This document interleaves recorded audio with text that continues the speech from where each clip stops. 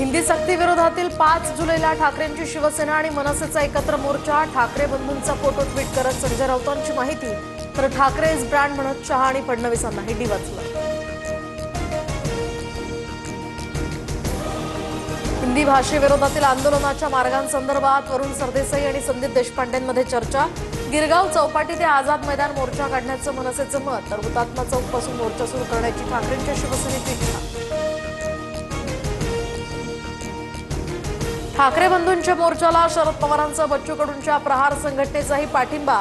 सर्वांनी मोठ्या संख्येने सहभागी होण्याचंही आवाहन।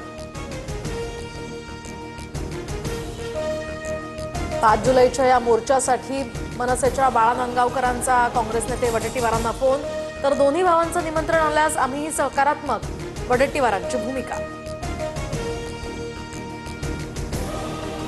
हिंदीच्या सक्तीवर महायुती सरकारमध्येच मतभेद, पहिली ते चौथी हिंदी नको अजित पवारांचं मत। एकनाथ शिंदेंची भूमिका मात्र भाजपला पूरक। उद्धव ठाकरेंचा प्रमुख पदाधिकाऱ्यांसोबत संवाद, हिंदी सक्ती विरोधात महाराष्ट्रभर आंदोलन करा, अध्यादेशाची ही सर्वत्र होळी करण्याचे आदेश।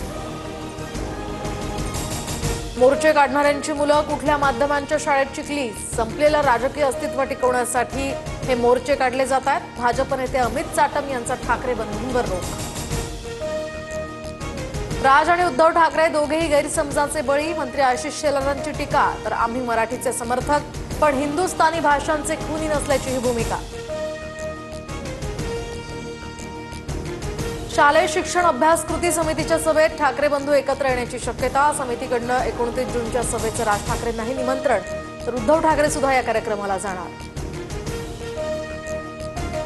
शेतमालाच्या बाजार मूल्य निश्चितीसाठी हेजिंग डेस्कची स्थापना करणार। स्मार्ट प्रकल्पांतर्गत कापूस, हळद आणि मका पिकांसाठी हेजिंग डेस्क, मुख्यमंत्री देवेंद्र फडणवीसांची घोषणा।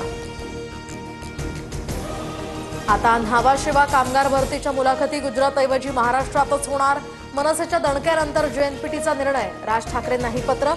भविष्यात 70 जागांसाठी सर्व मराठी मुलं ठेवण्याची सुद्धा ग्वाही। साताऱ्यातील चांदोबाचा लिंब या ठिकाणी पहिलं उभं रिंगण संपन्न, तर माऊलींच्या पालखीत हजारो भाविकांची गर्दी। वैष्णवांचा मेळा तरड गावात आज विसावला।